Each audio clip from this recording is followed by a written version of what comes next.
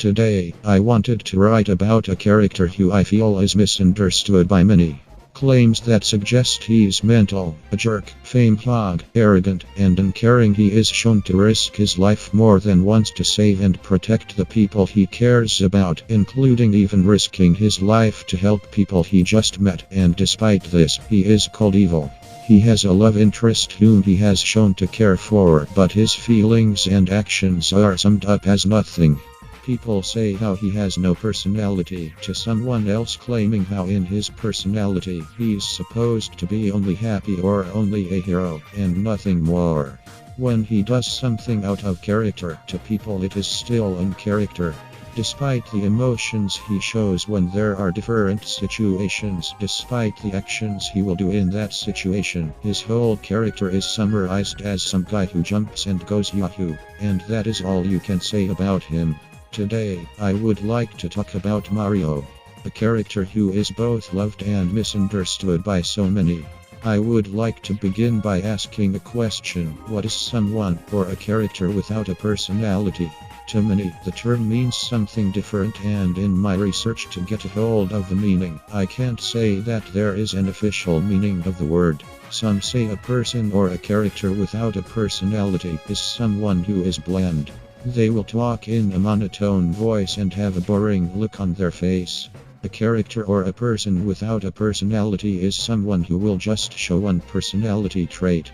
People say it is someone who lacks uniqueness in their personality. Others say that it is a character or person who will not show any emotions or do not express how they are feeling. For the most part, I think we can agree that a personality describes someone's identity. It is something that explains who and what someone is as a person. With that in mind, to me, this is the meaning of the term no personality. When you say the word no, what does it mean? Think about an object, subject, or anything you view of value. I will ask if I can have it.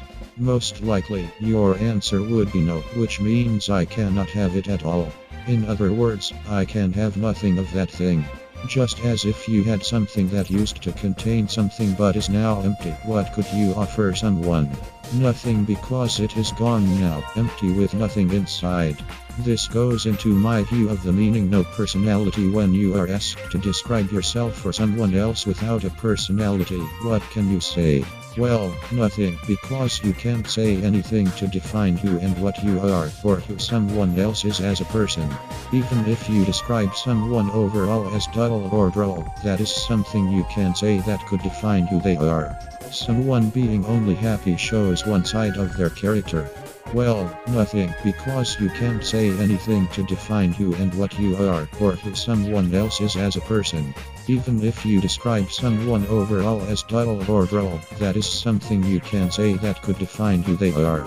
Someone being only happy shows one side of their character. The question may arise asking, how can we know someone's personality without someone talking, showing emotions, or expressing how they feel? Just as emotions, talking and expressing how you feel can show what is in someone's personality, so can the actions of a person. When we look at the actions of what someone is doing in a given situation, we can see what type of person they are. Let's say there are two people and one is expressionless and will not speak. This expressionless person, through his actions, will give his last few dollars to someone in need, which shows he is a kind person. He goes to school, gets excellent grades, and he is willing to do more research on different subjects. His actions show how he is intelligent, and he wants to expand his knowledge. When he acts, he does it with surety in himself, showing that he is a confident person. Now, let's give everything that was mentioned about the man who is expressionless and give it to the other man. However, this man is not expressionless. He will show his emotions and express how he feels. When he gives his last few dollars, he will give it to someone with kind words and a kind look in his eyes and face. When he goes to school, he does it with a willing look. When he answers the correct question, his eyes lights up with a look of familiarity in knowing it is the correct answer. When he does more research, he has a look of satisfaction. He shows that he is sure of himself with a look of confidence. Comparing him with the first guy that was mentioned, for the most part, they both have the same personality. What you can say, and the way they can both be described is in the same way. However, the second guy is showing his emotions, talking and expressing his personality. While the first guy doesn't emote or show expressions through his actions, there is still information where we can see his personality. There is a saying that actions speak louder than words, and to me, this is true. Someone can express to you how they will be there by your side no matter what. They will tell you that they will fight with you to the very end. In their eyes, the emotions they are showing show they are determined, willing, and promising to help you, which proves more that they really mean it. However, when the time comes and when you really need their help, they will not show up.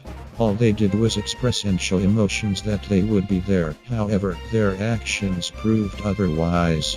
If we just focus on words, emotions, and expressions to see what is in someone's personality, it can give us the wrong idea of who someone really is. If the person really meant it, they would not only express it through their words and emotions, but through their actions, they would prove and show who they are as a person. Though his words and emotions did not show us who he really is as a person, his actions show us how he is a liar and he is a deceiver. This leads to what is the meaning of a fleshed out character. This is another subject I see people's opinions vary on, which is what is or is not fleshed out. It's something personal that is inside the character or person but brought out. What are their motives? How do they interact and feel about people? What do they like or don't like? Though a flat character can change within a story, within the flat character's description, we only see one or two sides of their personality. Just as a flat character, when we see only one or two sides of a character or a person's personality, it can be seen as one-dimensional.